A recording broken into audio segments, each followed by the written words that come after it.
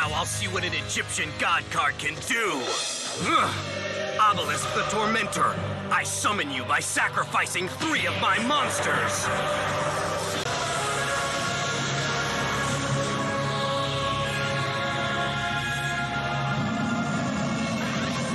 Obelisk the Tormentor, let's see how powerful you really are.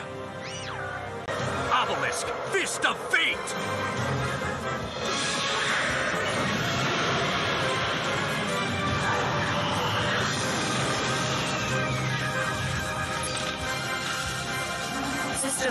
System error, power overload, danger. Incredible. If this is the power of one card, with all 3 Egyptian god cards, I will be unstoppable. I will defeat Yugi and reclaim my title as the #1 duelist.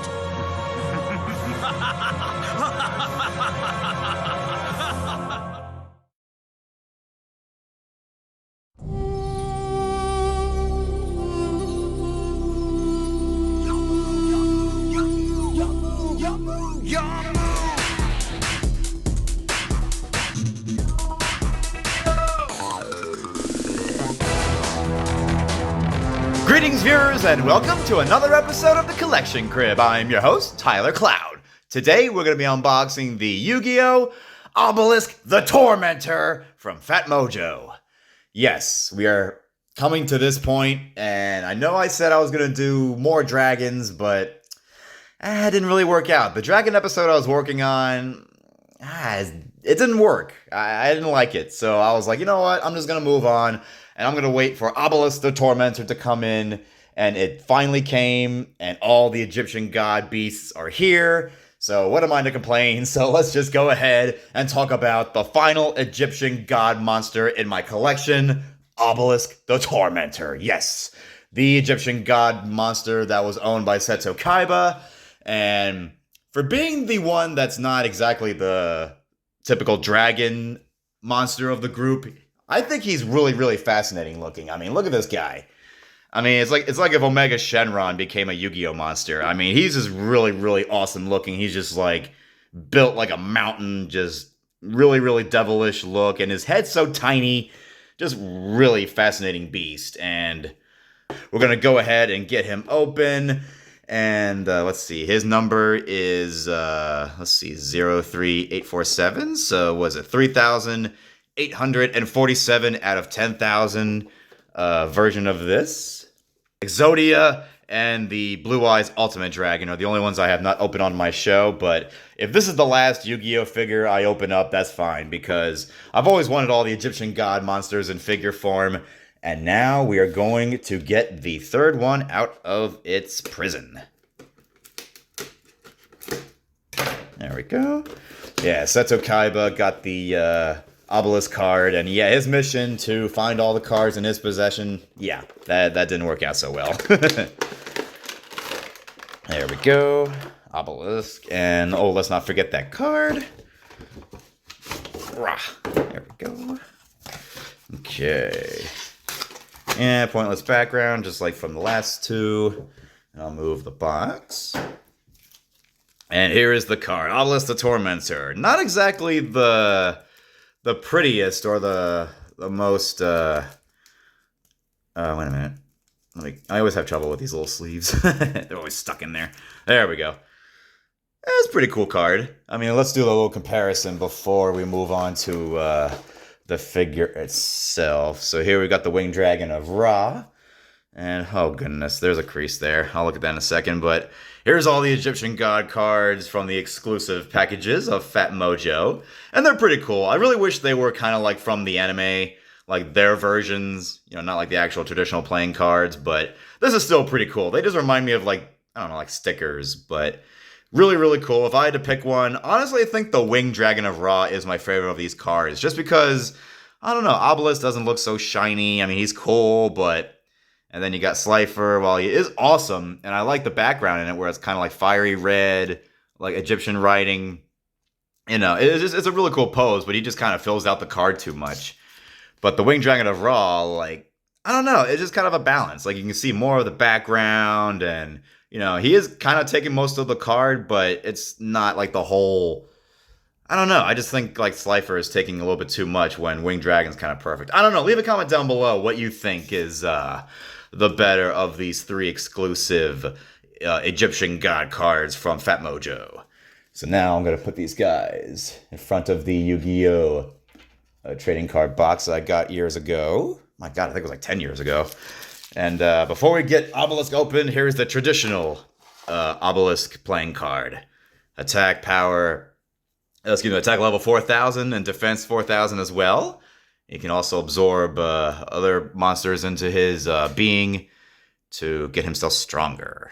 Really, really cool creature. Like I said, I haven't really seen the anime, but like just doing research and watching some of his highlights, I mean, Obelisk is definitely really, really cool. I just wish all of their roars weren't lame. Like, I don't know, in the show, they're just kind of like lame roars. Like, they're not epic or, I don't know. I was kind of disappointed by the sounds of the Egyptian god monsters. But let's see, I think I got all the straps out. Let me get the wings out. Rah. There we go.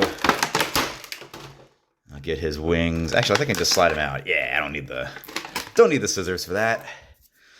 These wings are kind of interesting. There's an arm like gargoyle wings or something. Kind of like the texture of the paint there, paint job there. Really, really, really beautiful. Really cool. I don't know, it's kind of like giant fins or something. All right, Obelisk, let's finally get you out. If I can. There we go. Holy crap. Okay. Let's get all the little plastic crap off the table. There we go. Obelisk the Tormentor. Awesome, awesome, beautiful figure. It's just like a living mountain coming to life in like, monster form. Yeah, look at that. He's really well designed. Look at that. Just so well crafted. And the head, he's got like the little kind of like marble on his head there. And his head's really tiny. Like, I don't know. I expected him to be a little bit bigger. I don't know. Maybe I'm just kind of underestimating like the real size of these monsters in Phatmojo form. But really, really beautiful. So let's go ahead and get the wings on. Thankfully, that's all he needs. Not a struggling tail like the other two. Okay.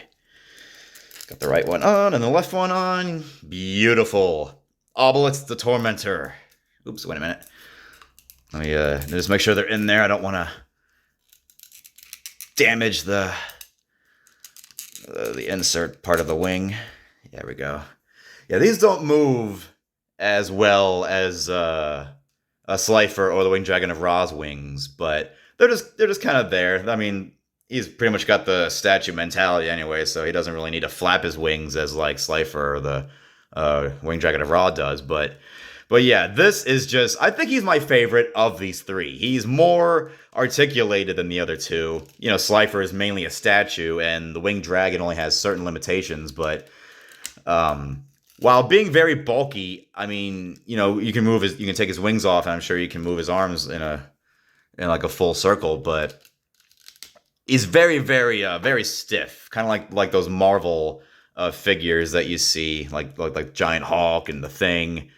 But oh man, he's really cool. Not so much posable, but like I said, if you can get him to, in a really fascinating, just kind of stance, like. Oh, goodness. Yeah, he's very stiff. Very, like I said, beautiful. I love the paint job on him. It just looks so, like, it just looks good. It looks amazing. I don't know what else to say about it. It just looks beautiful. It's like a giant gargoyle. Really, really cool. I'm not a big fan of gargoyles, but I do remember watching the show back in '96. My God. I'm getting old. But yeah, his head, just make it go all around there. It doesn't pop off, thank God.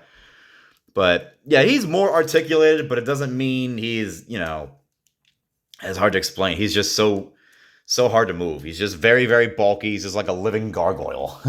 Not living, but just, my goodness, really, really fascinating. Like I said, I think he is my favorite of the 3.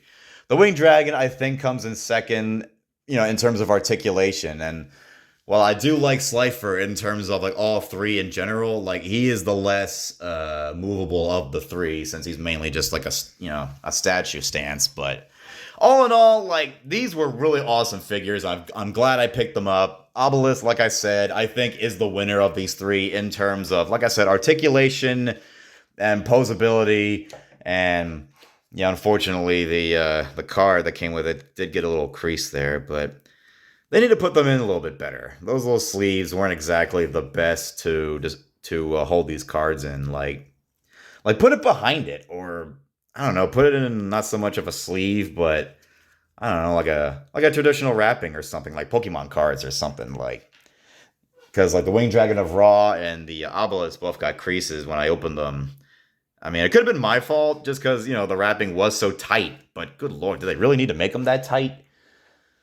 But other than that, like I said, this was really cool to open up all these monsters. And sometime in the future, I'll do Exodia and maybe the Ultimate Dragon Blue Eyes. But like I said, I've always wanted these figures ever since, Yu-Gi-Oh! Came out. Because, who didn't want the ultimate beasts of Yu-Gi-Oh! Kind of like the ultimate legendaries in Pokemon or something. But yeah, really, really beautiful figures. And like I said, in terms of detail, articulation, Obelisk is definitely the best. The Winged Dragon of Ra is beautiful. With his robotic legs, and you can move his arms and all that, and his head. And Slifer, unfortunately, is the less movable of the three, but he's still really beautiful with his red color and, dragon, serpent dragon appearance. Just love his design. And well, I mean, what can you say? Like the Egyptian god cards are awesome. And if you can find these either online or like I said, I found what was it? I found Slifer at a toy store, and I saw the Winged Dragon of Ra at Books A Million, and I found Obelisk online for $20. So it was 20, 40, and 20, I believe. So really good deals, not too expensive. So if you can find them, pick them up. They're really, really cool.